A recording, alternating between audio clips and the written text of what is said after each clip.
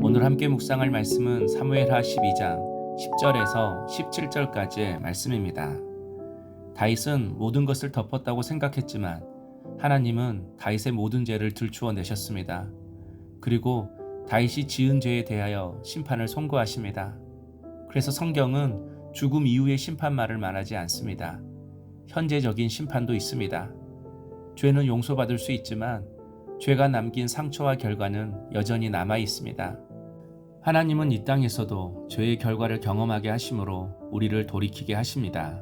10절 이제 내가 나를 업신여기고 햇사람 우리의 아내를 빼앗아 내 아내로 삼았은즉 칼이 내 집에서 영원토록 떠나지 아니하리라 하셨고, 하나님은 다윗에게 칼이 그의 집에서 떠나지 않을 것이라고 말씀하십니다. 실제로 이후 다윗의 가정은 끊임없는 갈등과 비극을 겪게 됩니다. 암논이 동생 다말을 욕보이고 압살롬이 형을 죽이며 나중에는 아버지 다윗을 향해 반역까지 일으킵니다. 자신이 뿌린 죄의 씨앗이 고통의 열매가 되어 돌아온 것입니다.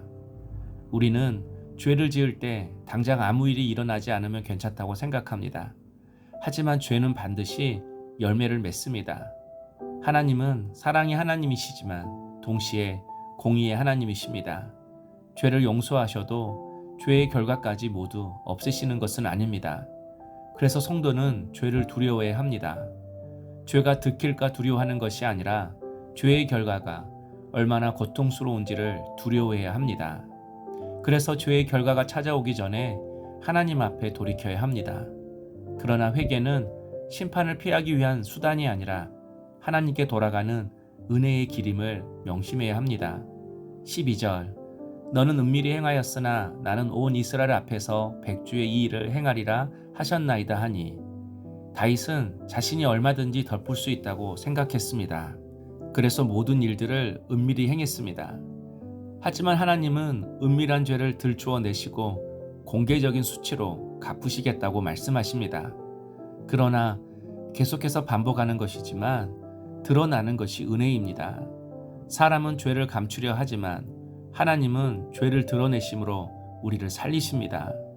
만약 하나님께서 다윗의 죄를 그냥 두셨다면 다윗은 더 깊은 죄 가운데 빠졌을 것입니다. 그리고 공동체 전체를 고통 중으로 몰아넣었을 것입니다. 하지만 하나님은 나단을 보내 죄를 드러내셨고 그를 회개의 자리로 이끄셨습니다. 우리도 마찬가지입니다. 하나님은 사랑하는 자를 징계하시고 사랑하는 자의 죄를 그냥 내버려 두지 않으십니다. 13절 다윗이 나단에게 이르되 내가 여호와께 죄를 범하였노라 하매 나단이 다윗에게 말하되 여호와께서도 당신의 죄를 사하셨나니 당신이 죽지 아니하려니와. 마침내 다윗은 자신의 죄를 인정합니다. 그동안 밧세바의 남편을 죽인 것도, 자신의 죄를 감추기 위해 많은 사람들을 희생시킨 것도 외면하며 살았습니다. 그러나 이제는 변명하지 않습니다. 다른 사람에게 책임을 돌리지도 않습니다. 그저 내가 여호와께 죄를 범하였노라 라고 고백합니다. 회개의 시작은 죄를 설명하는 것이 아니라 죄를 인정하는 것입니다. 우리는 죄를 지으면 환경 때문이라고, 사람 때문이라고, 상황 때문이라고 말하고 싶어 합니다. 하지만 다윗은 정직하게 자신의 연약함을 인정했습니다. 그리고 하나님은 그런 다윗을 용서하십니다. 여호와께서도 당신의 죄를 사하셨나니. 이 말씀은 오늘 본문에서 가장 큰 은혜의 말씀입니다. 다윗의 죄는 결코 가볍지 않았습니다. 그러나 하나님의 은혜는 그 죄보다 더 컸습니다. 죄의 결과는 남아있지만 죄의 정죄는 사라졌습니다. 하나님은 회개하는 죄를 버리지 않으시고 다시 품어주십니다. 15절 16절 여호와께서 우리아의 아내가 다윗에게 낳은 아이를 치심해 심히 앓는지라.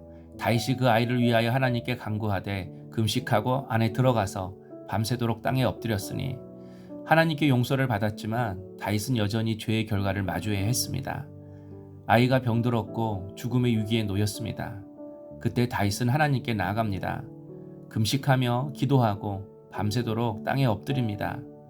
여기서 우리는 회개한 사람의 모습을 보게 됩니다. 예전에 다윗은 죄를 지은 후 하나님을 피해 숨었습니다. 그러나 이제는 고통 가운데서 하나님께 달려갑니다. 징계를 받으면서도 하나님을 떠나지 않았습니다. 이처럼 죄를 회개한 자는 고난 때에 도망가지 않고 하나님 앞으로 나아갑니다. 이것이 믿음입니다. 다윗은 자신이 받을 징계를 인정하면서도 하나님의 긍휼을 구했습니다. 우리도 살아가면서 이해할 수 없는 어려움과 아픔을 만날 때가 있습니다. 그때 원망 중에도 포기하지 말고 하나님께 다윗처럼 나아가야 합니다. 하나님께 엎드린 사람에게는 여전히 은혜의 길이 열려 있습니다. 죄를 드러내시는 하나님은 동시에 회복의 길도 열어주시는 하나님이십니다. 오늘도 하나님 앞에서 정직하게 나아가 죄를 고백하고 하나님의 용서와 긍휼을 구하는 우리 모든 성도님 될 수 있기를 소망합니다. 적용 질문입니다. 인생의 고통 중에도 하나님께 엎드려 기도하고 있습니까? 기도하겠습니다. 주님, 내 고난이 내 죄보다 약하다는 것을 인정하며 주께서 사랑의 매를 드러내실 때 엎드려 은혜를 구하게 하옵소서. 고난을 통해 저희의 악함을 깨닫고 돌이켜 믿음과 회개의 본을 보이게 하옵소서. 예수님의 이름으로 기도하옵나이다. 아멘.